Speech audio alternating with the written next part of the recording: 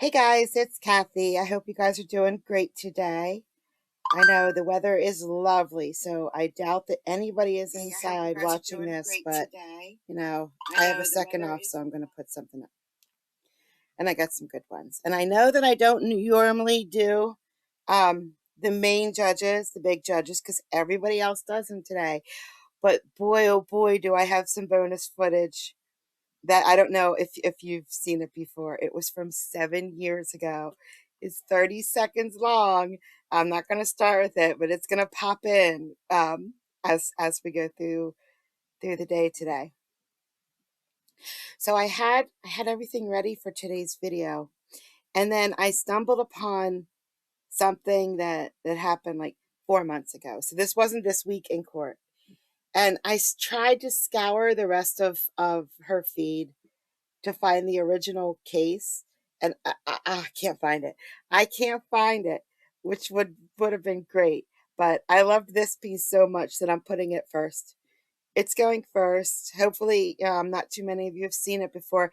It didn't look like that she had too many views on that day. So I don't know if anybody's ever seen it before, but it's crazy. Let's just start crazy. We're going to start full-blown crazy today.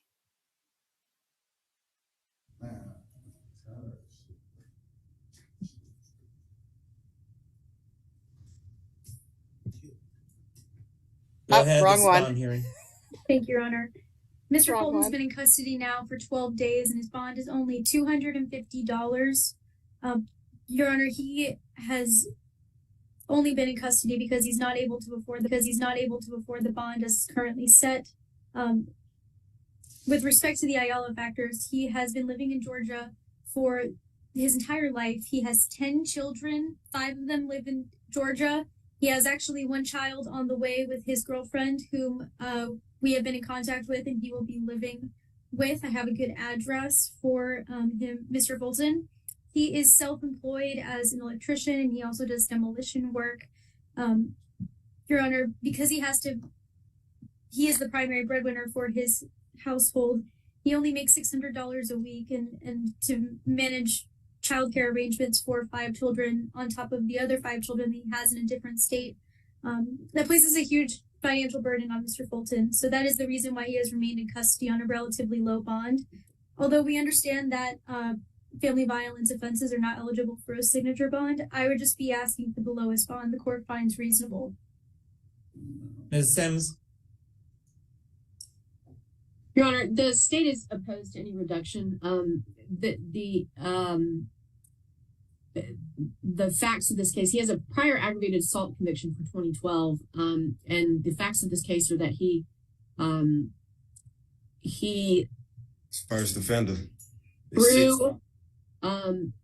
he threw a shoe and it caused property damage, and it shattered a window.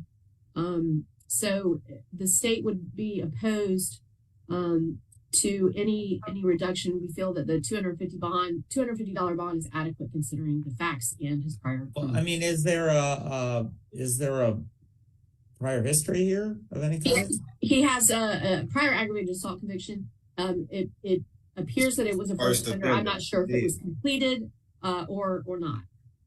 It was completed. All right. Well, I don't have that information. Now, yeah, okay. So just everyone, the way court would usually work if you were here at the courthouse is that Ms. Ruiz would be standing next to you, and she could give you legal advice standing directly next to you. She's not speaking on what she's supposed to be speaking on. You can't use it. No. Well, I can run court how I'm supposed to run court, sir. Nobody tells me I can't do something. Okay. I apologize. All right. Except the appellate courts. Except the appellate court. But in any event,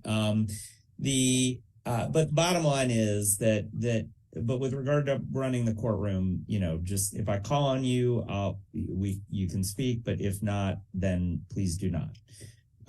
So is it a prior aggravated assault that was a first offender case? Is that right? It appears to be a first offender case. I do not know if that was a completed first offender or whether the first offender was revoked. Judge, I don't have that information. Is that the only conviction, though? That's my understanding. All right. It is also my understanding, Judge, and that was in 2012. All right. Well, I'll reduce this. I can't, it's $250 bond. I'll reduce it to first of all, it has to be a monetary bond under the law because it's a family violence allegation. I'll reduce it to a $50 bond. Don't violate the laws of any governmental unit or entity. Stay away from the alleged victim. Stay away from any address involved. Does he need a one-time return with law enforcement or no? No, Your Honor. Okay. And return to court on a future date that I will set. So $50 cash bond. Don't violate the laws of any governmental unit or entity. Stay away from the alleged victim. Stay away from the address. And return. He's not going to have a problem staying away from that address because he has mamas and kids in other states that he can just go to. Judge, it's okay. I got a couple other backup families ready for cases like this. I'm going to go to one of my other backup families. Can I leave the state? Will you let me leave the state? Because, they haven't seen me in a while and I want to see my kids. To court on a future date that I will set. Ms. Ruiz, you prepare these orders and send them to Mr. Pass for my signature. That's how that works. Hey, Henry, this is a plea. That is correct, Your Honor.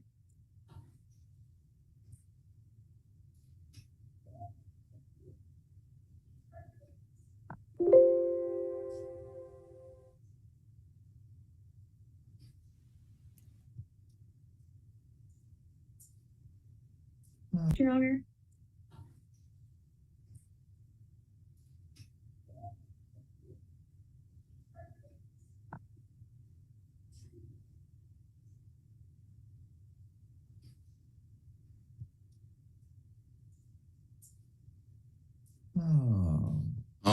I plead guilty.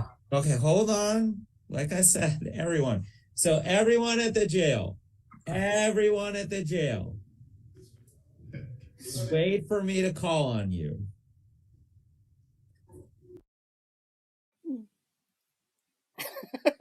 He was like that the entire court. Wait for me to tell you to talk. Shut up. I apologize. So the low battery warning came. So I stopped everything and I restarted and I did a whole nother segment, and then I must have deleted the new one and played that one. So that's me. Hey, Oh well. So I know I said I was going to do the crazy first, but I clicked the wrong one. But that was crazy enough. Having 10 kids and one on the way, that's pretty crazy. And no one got injured. So I can say this. He threw a shoe and broke a door or a window or something throwing the shoe. If I had 10 kids and one on the way, shoes would be flying constantly. I mean, there would be constantly people yelling, duck, because mom's throwing another shoe, guys, run. Okay, let's go to the craziness. Here we go. 22-202CB, and this is the time set for the receiver's motion to have a continued date and time for the show cause hearing. We just indicate for the record that because of Mr. Doherty's disruptive outbursts in the courtroom, we are conducting this hearing on Zoom only. However, it is completely accessible to the public. Mr. Doherty was provided the Zoom room number and he is in fact here. We are also streaming it to the media room right down the hallway outside the courtroom in case anyone else showed up in the courthouse to view this. And I'm also live streaming on my YouTube channel right now, and that live stream will remain up for anyone to view. And as I indicated, Mr. Doherty is present, Mr. Polderman is present, and Mr. Polderman, this is your motion. Go ahead. Thank you, Your Honor. Good afternoon, John Polderman, court-appointed receiver. This is my motion and incorporated brief to continue the show cause hearing. As the court has noted, back in April, I believe it was April 4th of this year, the court set a date and time to take up the criminal contempt, or for Mr. Doherty to show cause as to why he should not be held in criminal contempt. However, before the court could take testimony or conduct that hearing, there was an outburst by Mr. Doherty. He was sentenced to incarceration. He's since been released and is here today. However, I am seeking that those hearings be continued. I also cited in my brief the case of in re contempt of Murphy, which is a recent decision that I also attached as an exhibit, that if there is a summary criminal contempt and incarceration that doesn't meet the test for double jeopardy in the underlying contempt proceeding, can continue. So I am seeking a date and time for the continuance of that. I understand that it would be remote and over Zoom, but I believe there needs to be a hearing on the emails that were sent to numerous parties and a decision made on the underlying motion. And obviously Mr. Doherty is entitled to either represent himself or have counsel and prepare for that hearing. So I'm just seeking a specific date so the parties can prepare accordingly. All right, thank you. Mr. Doherty? Yes. First of all, how long have you known Mr. Polderman and Simon PLC, Ms. Dragonchuk? I'm not here to answer your questions. This is your opportunity to be heard in response to the receiver's motion. So are you failing to disclose your prior relationship that may affect your ability to rule impartially in the matter here?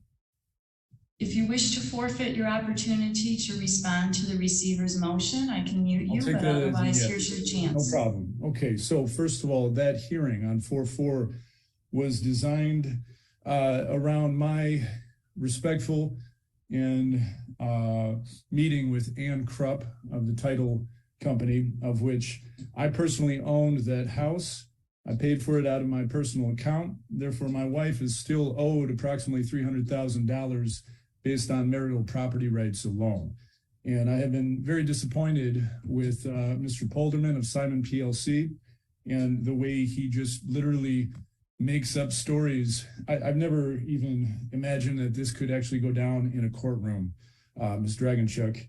And I have said multiple times, I don't know how many false pretenses, false statements, examples of perjury, deceit, intent to harm, I have witnessed firsthand from John Polderman of Simon PLC, who has been illegally connected with the plaintiff's attorney behind the scenes.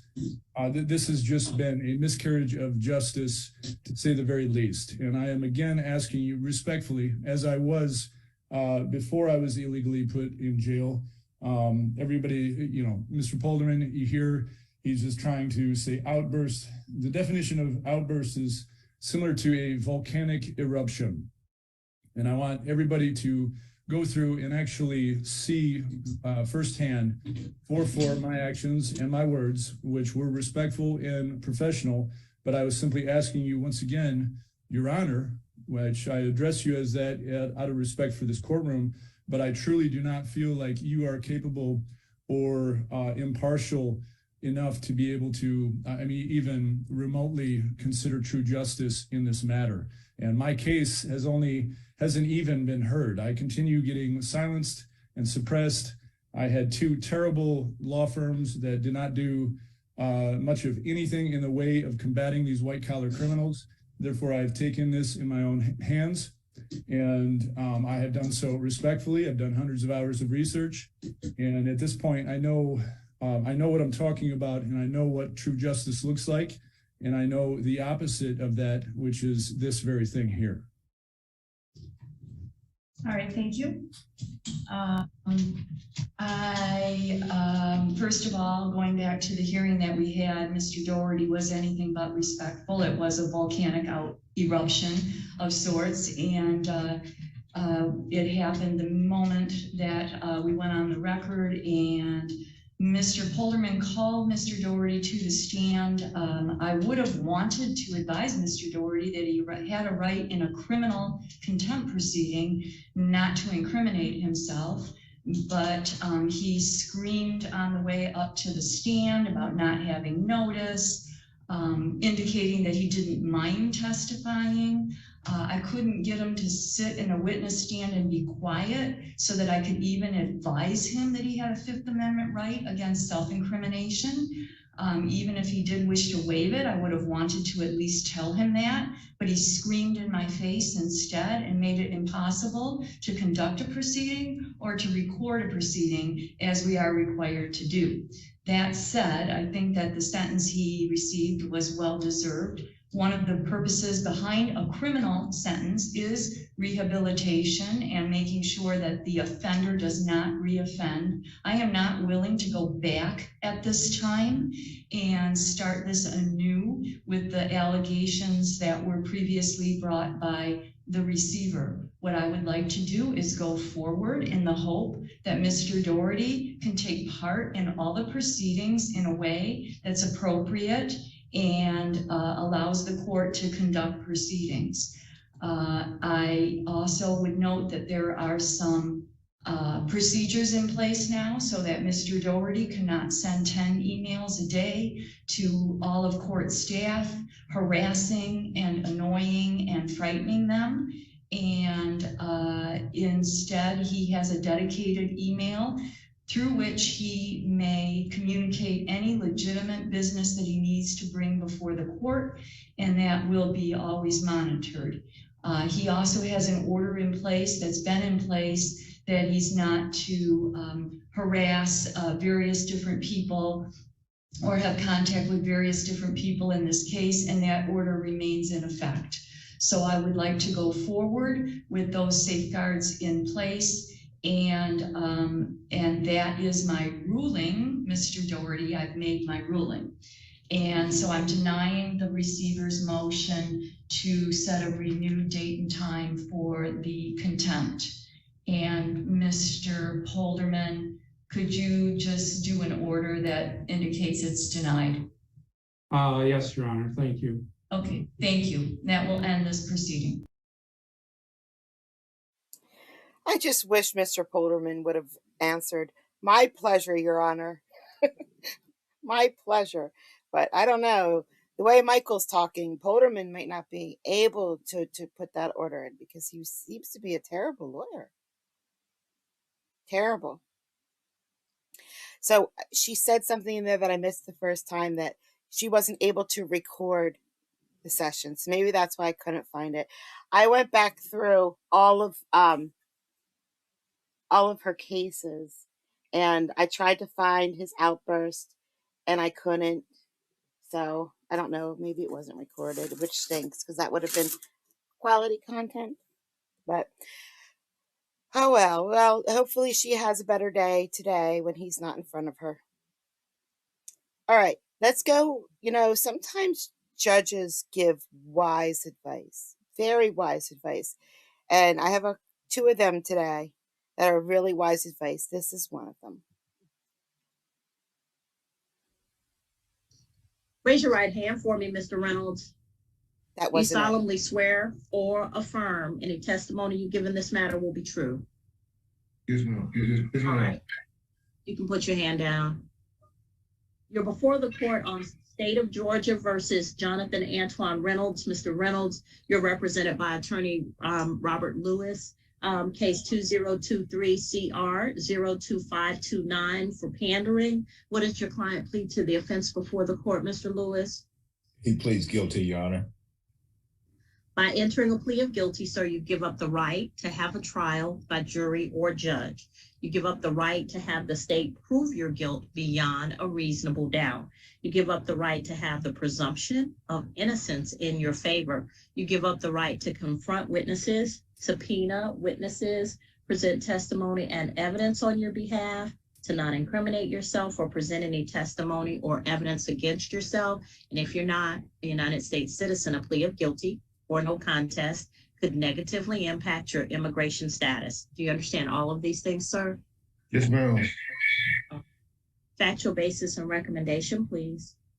Yes, Your Honor. On March 2nd of 2023, an officer was dispatched to 6370 Old Dixie Road, which was the South Side Inn, where the incident occurred in Clayton County.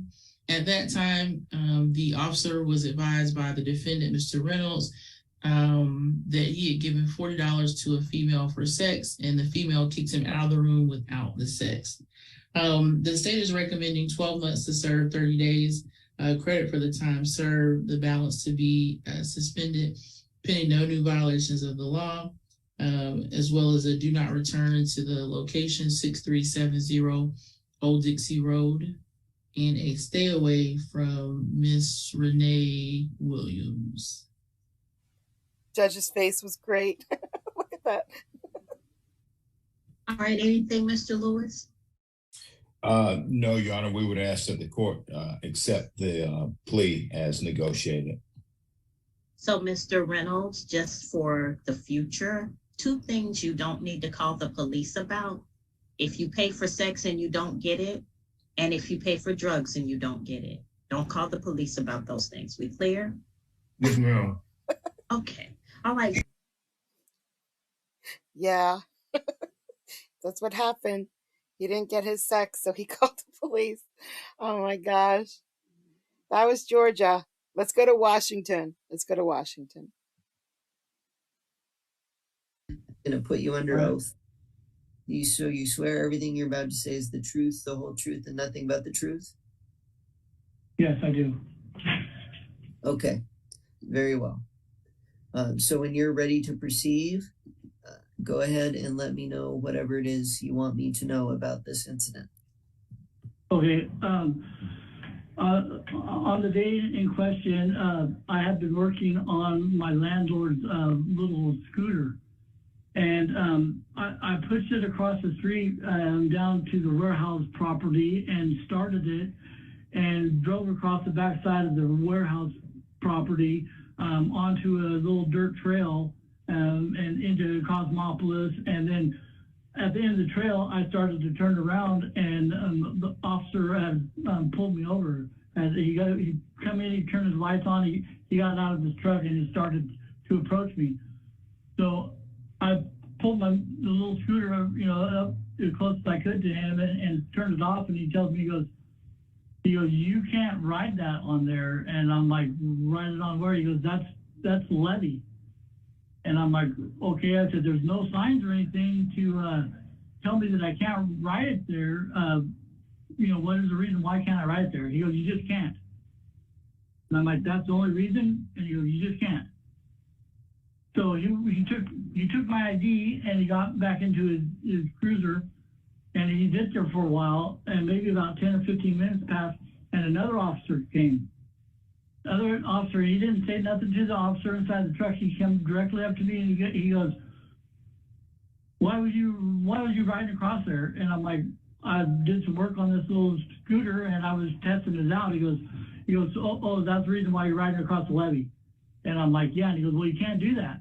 And I'm like, there's no signs or nothing posted saying that I can't ride it there. Why can't I ride it there? He goes, you just can't. He goes back and speaks to the other officer. And after a few more minutes, that officer leaves, and the other one comes out and gives me the ticket for no valid operator's license. I said, well, I wasn't riding on the street. I was riding on this dirt trail along the side of the river. And he goes, it don't matter. You were operating a motor vehicle without a license. That's all that matters. I was assuming I was on private property. I hadn't gone onto the public street except to push the scooter onto across the street and down the road a little bit. But after he wrote me a ticket, he goes, well, how do you plan on getting it home? I said, well, I'm going to push it home. He goes, well, however you get it home, that's up to you. But let's just say I'm going to turn my head this way, and how you get it home is up to you. Snitches get stitches, buddy. Snitches get stitches. I said, well, I'm going to push it. So I pushed my scooter all the way from the little Chevron station there in Causey all the way to First King Street on West. So it took me probably 30, 40 minutes to push the scooter home. And while I get up front, here's the same officer who wrote me the ticket sitting in front of my apartment. And as soon as he sees me, he gets into traffic and pulls off and takes away. He's already in Aberdeen. He's not in Causey anymore. I mean, to me, that seemed to look like a little bit of harassment. But regardless, I did not drive that vehicle on the streets. It was on a dirt trail. That was it. I was under the assumption that you don't need a license to drive it on a dirt trail. And you said you drove it on private property? I was on warehouse. I went across the warehouse and back a lot, and they have property that's been vacated back there, and that's where I was test riding it. And there's a little dirt trail, and I went down to the end of the dirt trail, which is right behind that Chevron station there in Causey. And that's where I seen the officer where he pulled in and turned his lights on and got out of the vehicle. I just turned the scooter off and just rolled up to him and started talking to him. Okay, so even if I agree 100% with what you're telling me, did you have permission to be on that private property? No, sir. Honestly, no, I did not.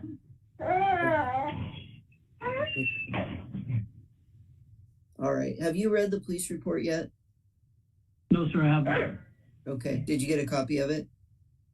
No. Okay. Well, I just got out of the hospital. I'm suffering from leukemia, and I just got out of the hospital in Virginia Mason yesterday. So this is I kind of had to rush to get this taken care of. Okay. Well, I'm sorry to hear that. Okay. What I'm going to do is read the police report to you, okay? Okay.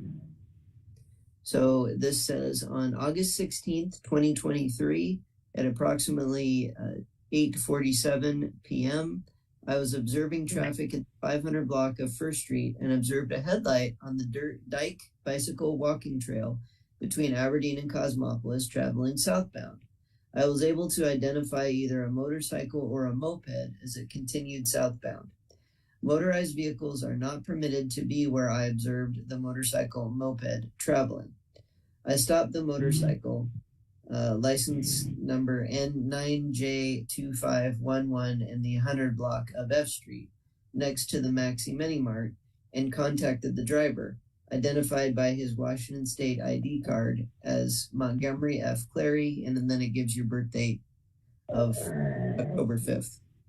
I asked McClary for his driver's licenses, proof of insurance, registration. McClary was not able to provide proof of insurance, stated he didn't have a driver's license. I conducted a records check on McClary via my in-car computer, confirmed he did not have a valid driver's license. I issued McClary an infraction for operating a motor vehicle without a valid operator's license with a valid ID. McClary told me he was riding on the trail because he did not want to ride on the street because he did not have a license. And this was written by Officer A. Johnson on August 16th of this year at about 10:30 at night. Any questions about what I just read? No, sir. Okay. Anything further you want to add after I read that to you? No, sir. Okay. Well, it appears to me you are correct that you are not riding this on the road and you are not driving it on the road.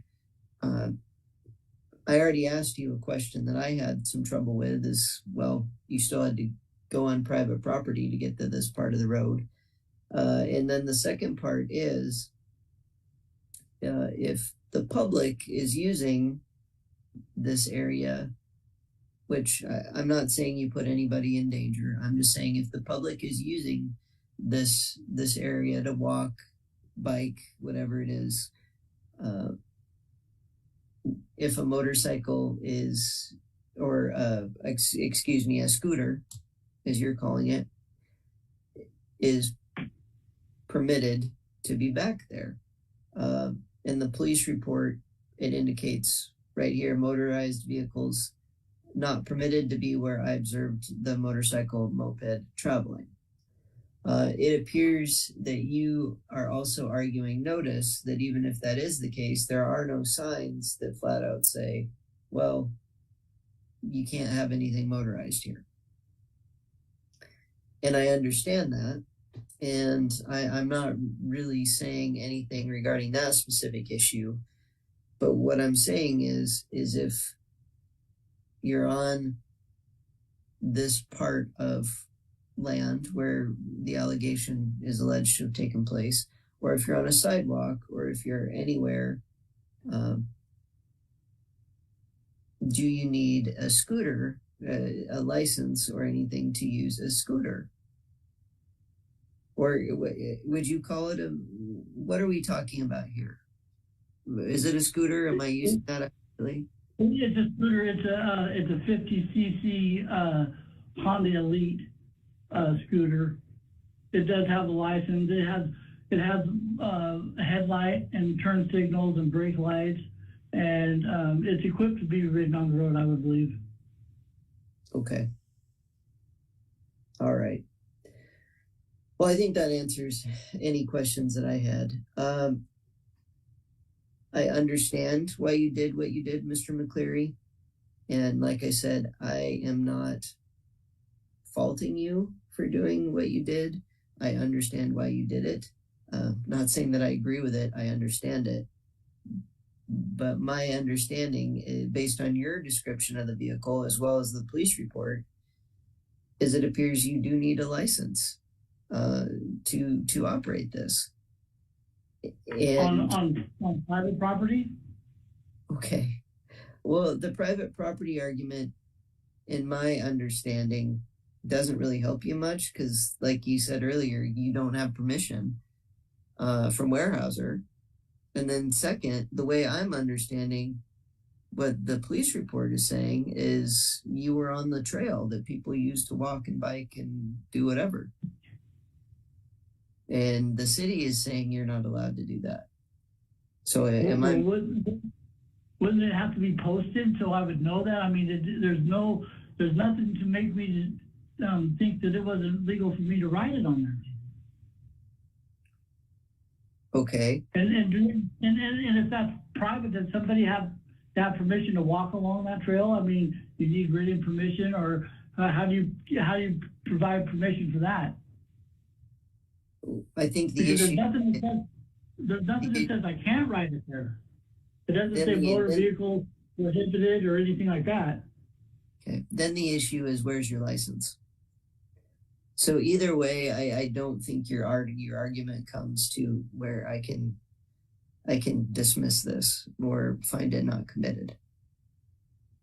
But would I need what I'm saying? Would I need a license to operate any motor vehicle on private property? I can't give you any advice. There's actually case law on that. Well, that's what it comes down to, because you see me on public property. I wasn't on public property. I was on private property. Motorized vehicles. Okay. I'm just going to keep reading the same thing again. So it's called the State v. Day. I can tell you the case. I think what you're trying to make this is a day issue, and I'm just not seeing it as a day issue.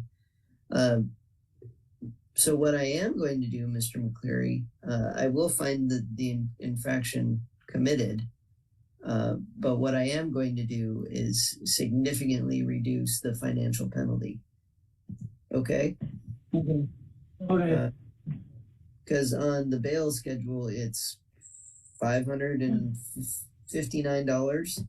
I'm on a fixed income. I understand that. And you have some other financial obligations to take care of. I can see this. So what I'm going to do is I'm going to reduce it to $150. Okay. And if you are able to make payments, I will authorize payments as low as $25 a month. Yes, that would be awesome. Okay. Are you able to start that on November 10th? That gives November you about 10th, I can do that. Okay. And Madam Clerk, you have information to send him, or the contact information? Yeah, because, well, actually, let me see. We want to make sure we get you the... I think the second address that I sent him his notice to was good, is the one on King. Is that correct, Mr. McCleary? Yeah, it's 105. I'll send you something for your payments. Okay, thank you. All right. Thank you, Mr. McCleary. I appreciate it. Thank you, Your Honor. You've been fair. Thank you, Your Honor. All right. Yeah, he's fair because he knocked the price down. you still got charged. I wonder what he would have said if he would have left it at 500 or 450 or whatever it was. That's a lot of money for driving without a license, let me tell you. But no, he dropped it down to 150. So yep, you're fair, Judge. That was fair. Okay, now we're gonna go to a teen, a minor, but not she's old enough to pick up a case, as you'll see. But wow, yeah. No proof is dismissed for the plea, and then on that speeding ticket, it's been reduced to a double parking. All right, and sir, you understand that double parking is still a civil infraction. It has a fine of $165, but it doesn't have any points on your license. Do you understand that? Yes, Your Honor. And do you want to take advantage of that? Yes, Your Honor. Okay. Sir, to the allegation on September 5th of 2023 that you operated a motor vehicle in the city of Taylor and double parked, how do you plead, responsible or not responsible? Responsible. What's that? Miss Mallow. It didn't record right. She said clearly, "Get the fuck out of my room." That's what she said in court. Miss Mallow. Hello? You are in a courtroom. What did I do, Mom?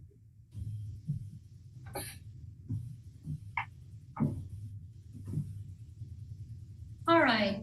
Mention from J.C. Penney, the civil demand having been paid, they have agreed this matters would be dismissed. As Mallow understands that she is not allowed on any J.C. Penney's. They have trespassed her, as has Southland Mall for a period of 1 year. All right, and Miss Mallow, can I see you? Are you here? Yeah, I'm here. All right, Miss Mallow, you are in a courtroom. Like, I don't know what sort of language you generally use, but there are like a few places in life where you probably shouldn't be screaming the F word, and this is one of them. Okay, well, I thought it was muted. My mom didn't mute it. Okay, well, I mean, I'm telling you, next time, like, if you had a different judge, you could be in trouble for that. You could be held in contempt of court. Watch your mouth. I just told you sorry. All right. Okay. I'm gonna hold her in contempt. I'm very close, Miss Mallow. Do we want a hearing, Miss Mallow? This is a courtroom.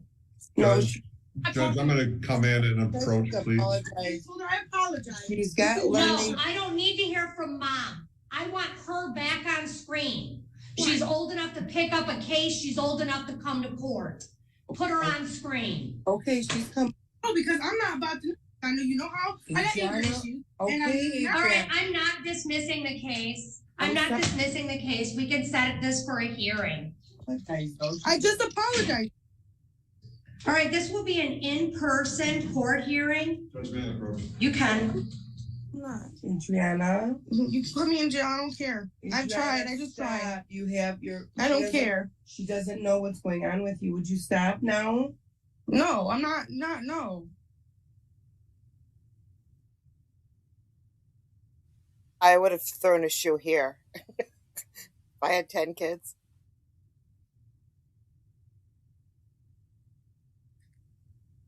She just muted it.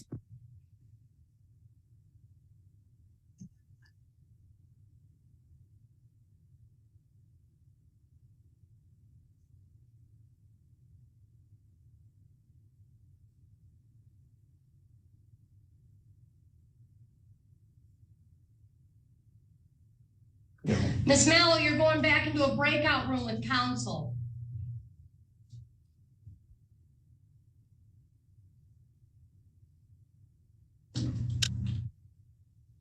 We're back on the record on the case versus Adriana Mallow. Jeffrey Fant, on behalf of Ms. Mallow. Ms. Mallow had something she wished to say to the court.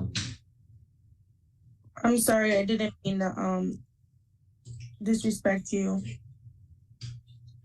Miss Mallow, you're young. I accept your apology, but I need you to understand in the future, you need to control yourself in certain places, and a courtroom is one of them. Understood? Yeah. It looks like there is an agreement between the parties to dismiss the case. So the case will be dismissed without prejudice. Thank you, Judge. All right, we're all set. Ms. Mallow, please log off. You're all set, Ms. Mallow. I don't know. It sounds like she has some issues that they're working on, but consequences might have done her a little good. I don't know. Maybe she just needs more meds, or she might need consequences. I don't know. All right, guys. I don't know if any of you have ever seen this before, but it's great. This was 7 years ago. It's 30 seconds of magic. I hope you're ready for this. Hi, I'm Judge Elenice Bryant Weeks, and I'm asking for your vote for Wayne County 3rd Circuit Court. I have 8 years of judicial experience and 25 years of legal experience. I have a proven work ethic and a commitment to public service. I'll never take your trust in me for granted, and I'll never forget that I work for you. Flip the ballot over to vote the nonpartisan section and cast your vote for Judge Elenice Bryant Weeks, your judge for justice. Wasn't that great? Oh my God, I thought that was great. That was when she was just a baby. And now look how big she is. Look at her all grown up and handing out sentences like candy. All right. This one is not funny at all. Okay. The woman is the victim on the stand.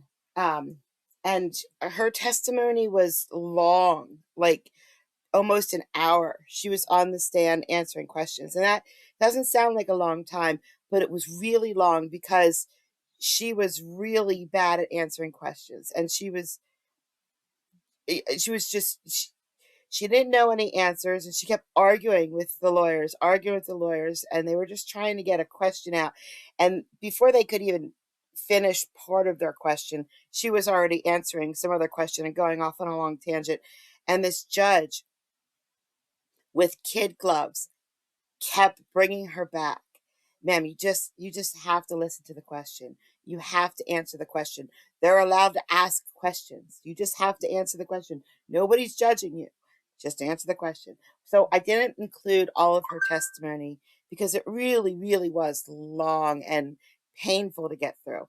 But the judge, I got the end where the judge gives his verdict, and I liked it, so I put it in. Anything, oh, wait. counsel? Hold on. Any witnesses for defense? All right.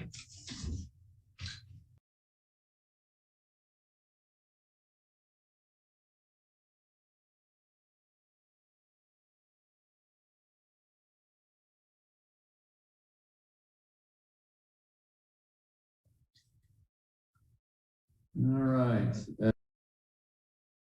Oh, and I was muted. Okay. Yeah, I must have messed that up. So I'm going to look around real quick. So we're going to hop over to Texas real quick while I look around. This is what happens when you try to do stuff at 4 a.m. It just, things happen. Mr. Woolridge, who does he represent since he's here? Kirk Yates and Nicholas Martinez. Any particular preference which one you want to go first on? No. All right. Nicholas Martinez, please approach. And immediately we see the alphanumeric prejudice of putting the first letters before the last ones because it's Martinez comes before Yates. So, it perpetuates. It just perpetuates. It's that cultural bias that we all need to be aware of. It's a very woke attitude you have, Mr. Woolridge. Thank you.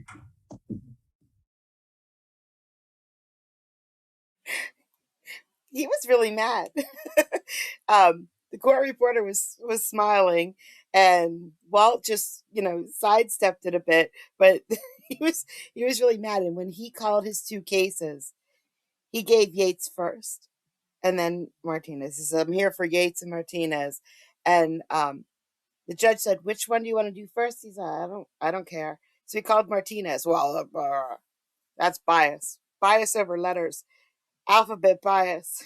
I don't even know if that's a problem. Like, if A always goes first and C always goes last, is that a problem? I know in some courts, the judges go every other day. First, we're going to start with A, and then the next day we're going to start with Z. So, like, the jail knows in which order to bring them, but they do switch it back and forth.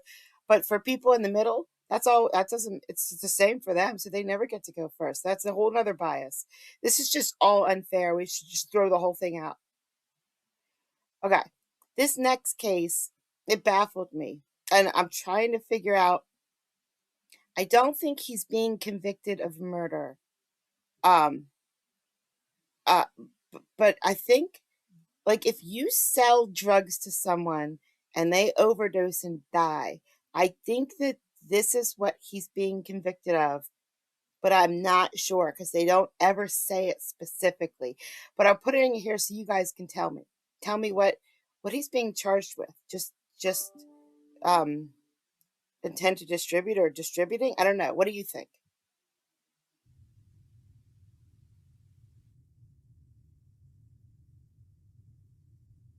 All right, can anybody hear me? Yes. Yes, sir. All right.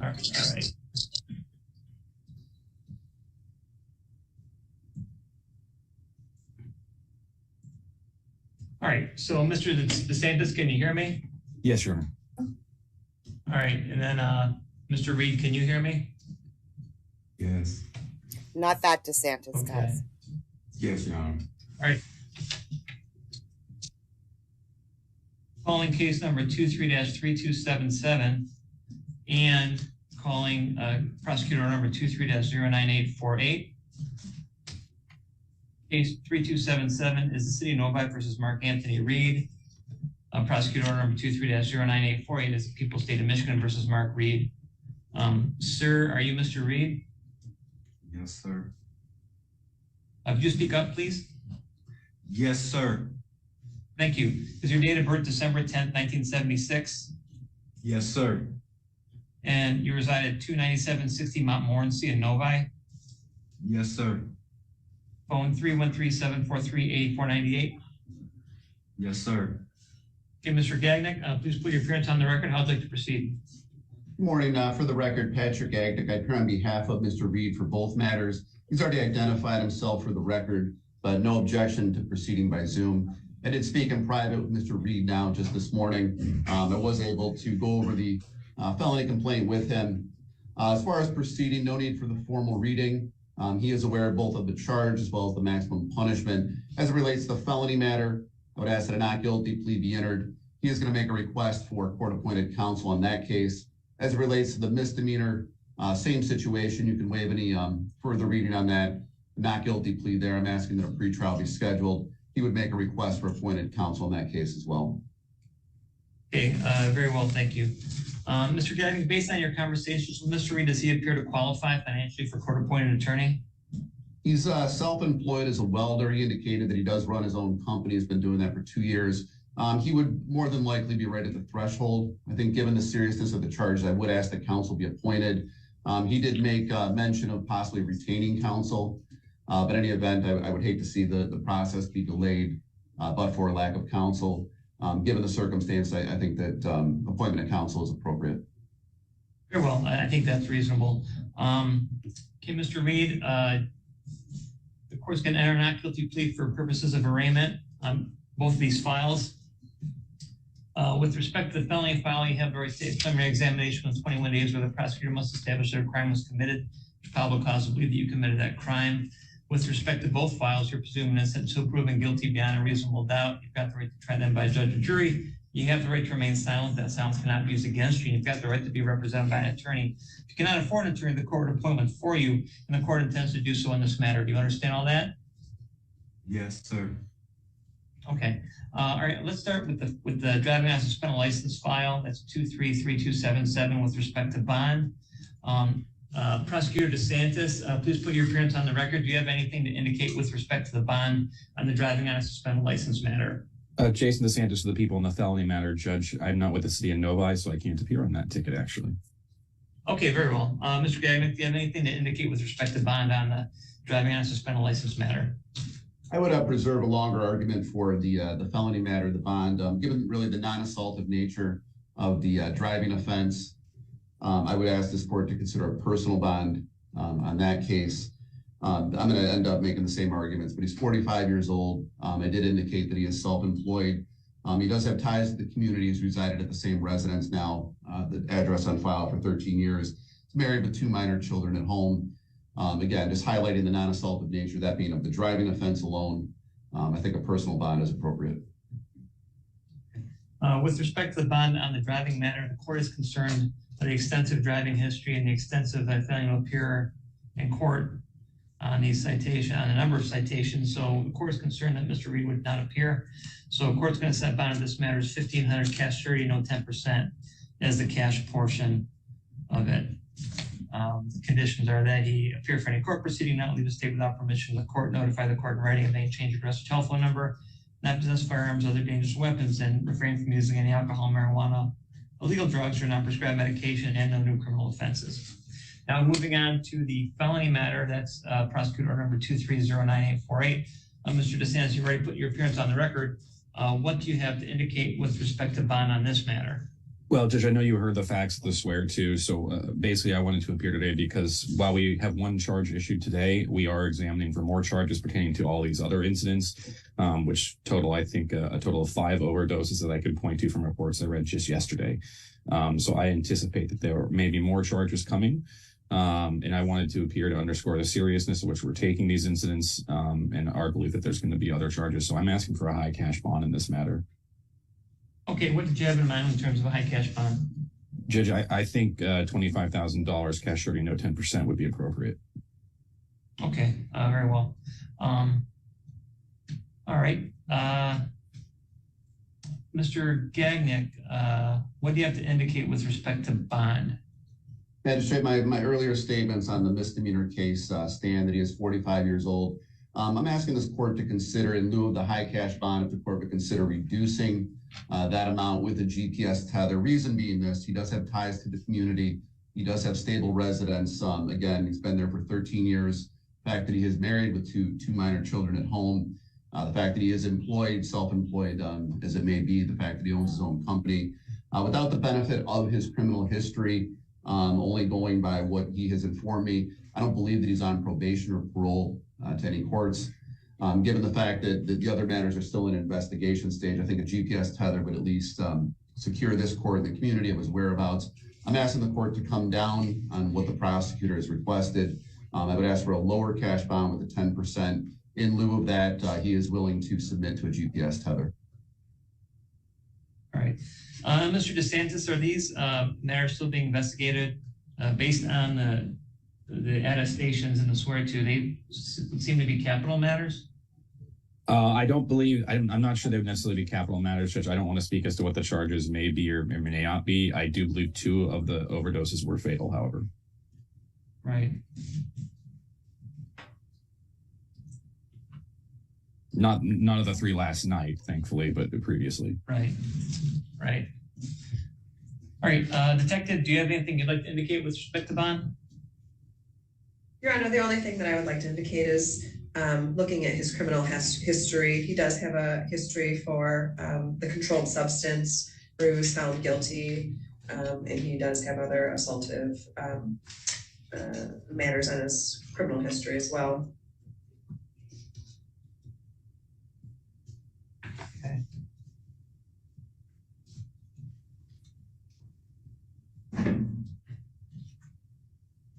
I was hoping she would give more information. And she didn't.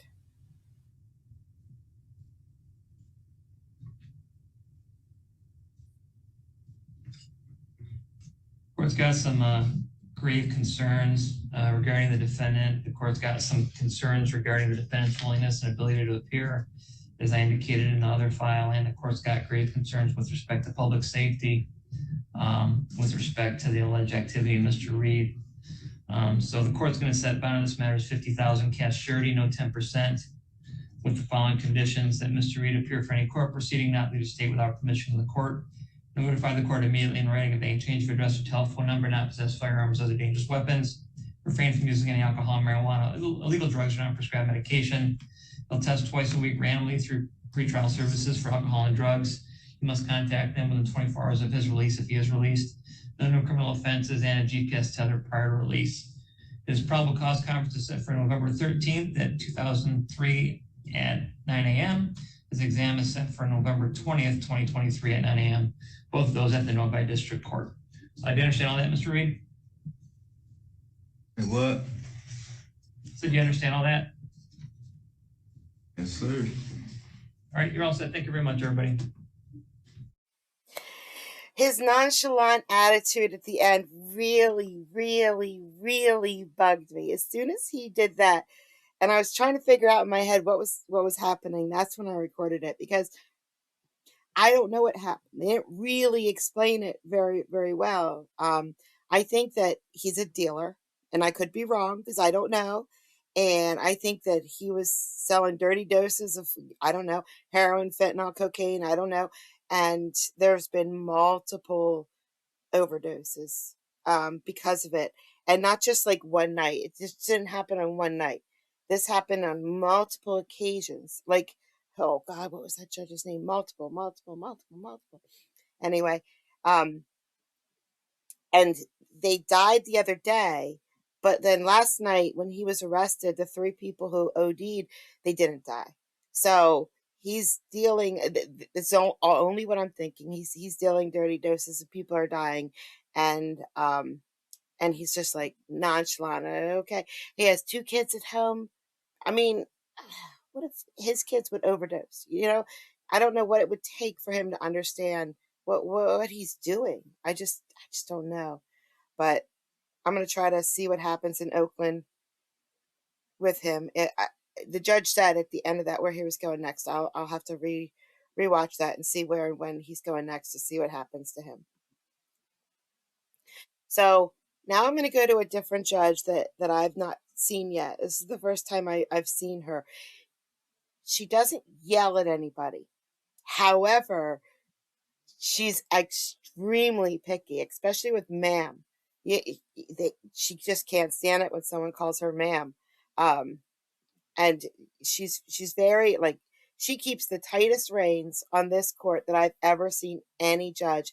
And it's mostly, I want to say it's mostly the attorneys, but that's probably only because they speak more than the inmates. But she's really, what I did, instead of showing all the cases, I did a little composition. So I just took a little pieces of her addressing people and sort of mixed them together so you could see how she talks to everybody in the courtroom. Ms. Bell? October 17th, Judge. I'll see you back on October 17th. Would you check the leave and make sure she will be here, Ms. Bell? Yes, I will. I'll send her an email. No, would you check the leave now and ensure that she doesn't have leave filed for October 17th? One moment, Judge. All right, Mr. Daniel, Mr. Melnick appears to have a leave of absence filed. I didn't get the dates for his leave, Ms. Bell. September 25th to the 29th. Again? September 25th through the 29th. All right, so I'm further noticing your case to the court's October 17th final plea calendar as well, Mr. Daniel. Your attorney should be here then, and we can ensure that you are arraigned. All right? Yes, Your Honor. Any questions? No, ma'am. I'm not, ma'am. Mr. Daniel, did you hear the court? May you say that again, Your Honor? I am not ma'am. I'm sorry, Your Honor. Understood? Yes, Your Honor. Mr. Daniel, have a seat until you've been excused by the court. All right. We'll see you back on October 17th. Now you may be excused.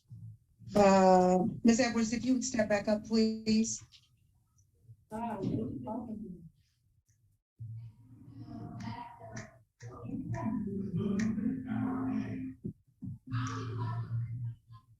Ms. Bell, would you please mute the area where the noise is coming from. You have to mute and unmute. I can do that myself when I'm on my desktop, but it's harder to do on my phone.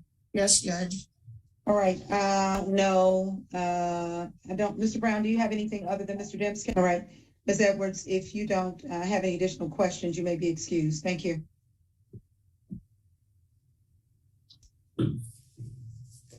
Yes, ma'am, but I'm just confused what you were saying. I'm not ma'am, Mr. Dem. I apologize, I'm just confused as to whether you were telling me that both of my cases were being ran concurrent. Okay, I need you to sit back. Don't lean in because I can't see you. What do you mean they'll be? What do you mean you're confused as to whether they'll be run concurrently? No, was that what you were saying? I need you to sit up and not lean in. Thank you. I was trying to have an understanding of that. Was that what you were saying? No, what I'm saying is I want both cases on the same calendar. One of your cases is already on a trial calendar. This indictment is a more recent indictment. And so at some point they will be tracked together so that they're both progressing on the same schedule. But you will still have two separate cases. Whether they're run concurrently for purposes of sentencing is something that will have to be determined later. Okay. Any other questions? No, ma'am. Well, will I be able to speak with my attorney after this in a separate break room? Mr. Jam, yes and no is fine. I'm not ma'am. I don't like ma'am. All right. Sorry, ma'am. I don't know. Mr. Brown, do you have anything other than Mr. Dem's case? No, it was just Edwards and Mr. Dem. For Mr. Dem, I'll visit you at the jail. Right. I've got to get the discovery, and we won't have much to talk about until I get the discovery. All right, Mr. Brown, I prefer that you not talk over the platform. Yes, Your Honor. Understood, counsel?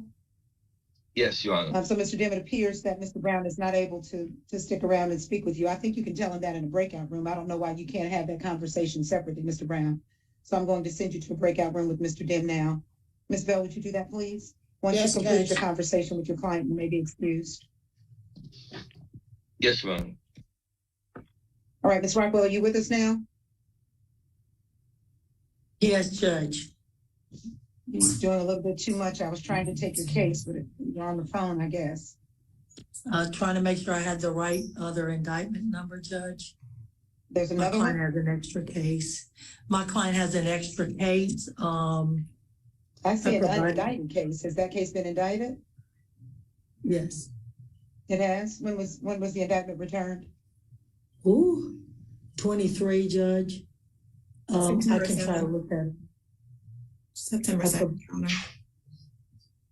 We have to speak one at a time. I don't know. I was addressing Ms. Rockwell. Ms. Rockwell, when was the indictment returned?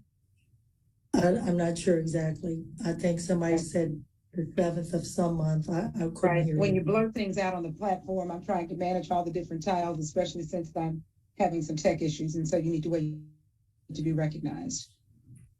Yes, Your Honor. Any questions regarding next steps? No, Your Honor. Mr. Lumumba, anything else on Ms. Kennedy's behalf? No, Your Honor. All right, and I don't know if we just dropped you or if you thought your business with the court was concluded, but please make sure that you remain until you've been excused by the court in the future. Thank you, Your Honor. I apologize.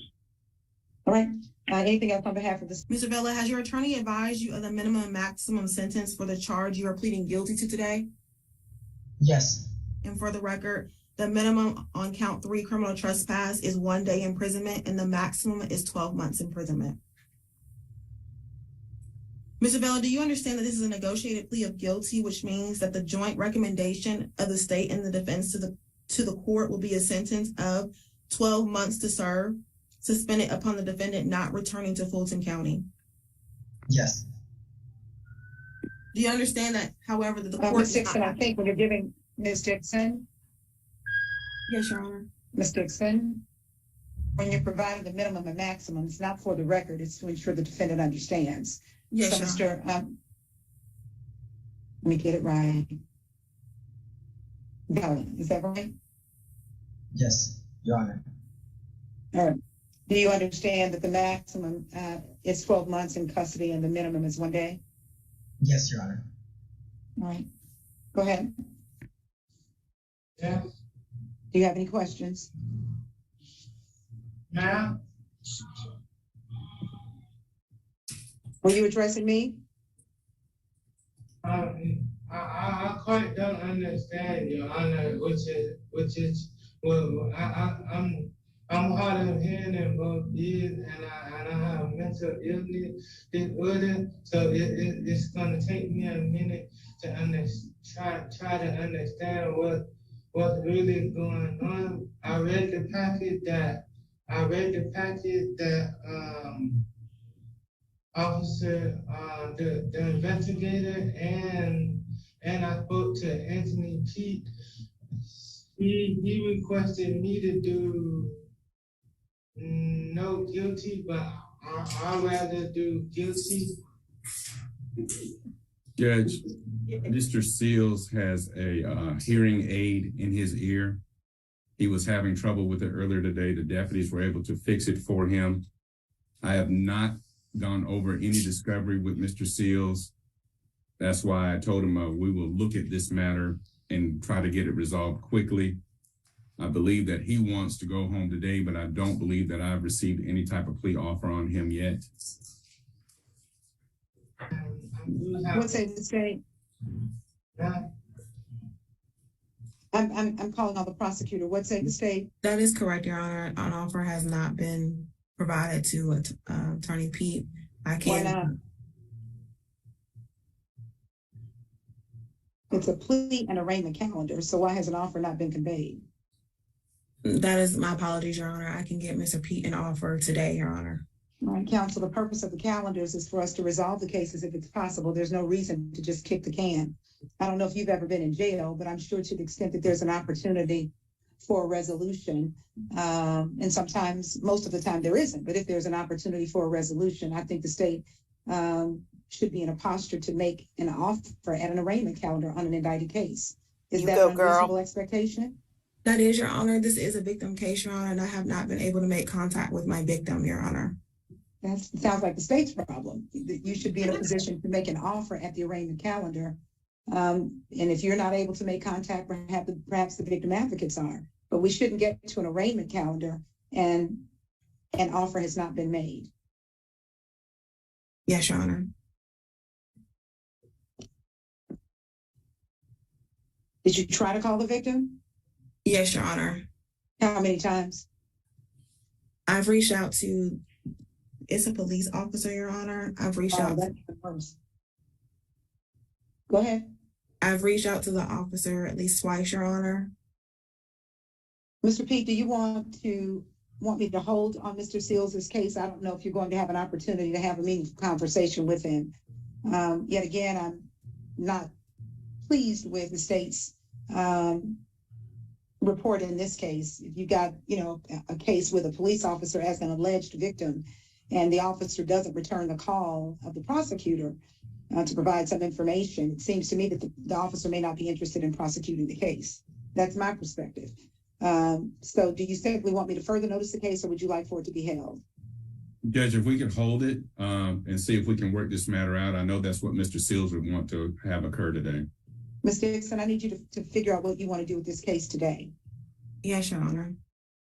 Or I'm happy to consider a non-negotiated plea, Mr. Pete. I don't think it makes any go, sense girl. that we're talking about a case involving a police officer, and the state's not able to make contact with a police officer who's supposed to be an alleged victim. And Judge, that will be fine. I would just need some time to speak with Mr. Seals to go over his constitutional rights. I'm getting ready to take a plea now, so Ms. Bell can send you to a breakout room, and you can do that while I'm taking a plea with the private attorney. Yes, Your Honor. Thank you. Mr. Stinson, do you have any other questions for the court? No, Your Honor. And you understand that the final plea hearing date the court has set is your last opportunity to tender a negotiated plea? Ms. Frazier, don't talk over me.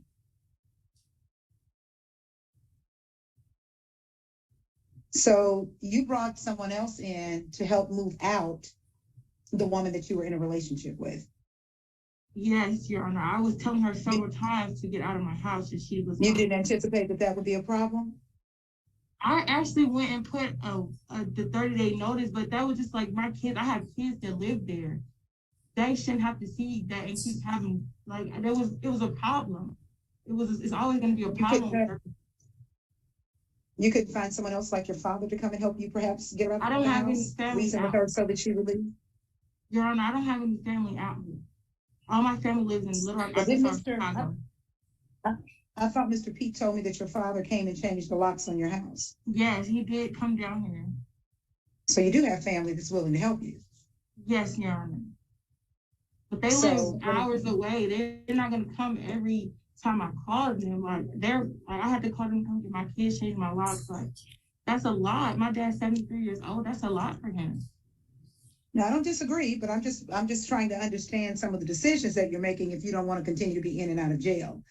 And if you're in a relationship with someone and you're breaking up with that person to be in a relationship with somebody else, and you want the new person that you're in a relationship with to come to your house and move the old person out, don't you anticipate that that's going to be a problem? That probably won't go good, as my friend says? Your Honor, that's right. I wasn't thinking, and I was where I messed up at for not thinking. But you got to think, Miss Frazier, at this point, you've been to jail 3 times, right? Yes, Your Honor. So when are you going to start thinking? I don't know if she ever is. So that was another piece of wise advice from the judge. You got to start thinking, and don't call the police. If you pay for sex and you don't get it, don't call the police for that. I don't know who you need to call. Oh, and if you're driving, you have to drive the Chevy to the levee because mopeds are illegal. And don't throw shoes if you have 10 kids. Don't do it. I don't know why, but don't do it. If they ask you to throw them their shoes because they're in a hurry and they want to put them on, that's okay, but don't hit the door because then you're in big trouble. Well, guys, thank you so much for coming today, and thanks for the chats. The chats are so funny. I love chat rooms. I appreciate coming out today. I have more, but I'm not ready yet, so I'm still trying. I'm going to try to do better next time. I know there was some snafus this time. I'm going to get better. I really will. I really will.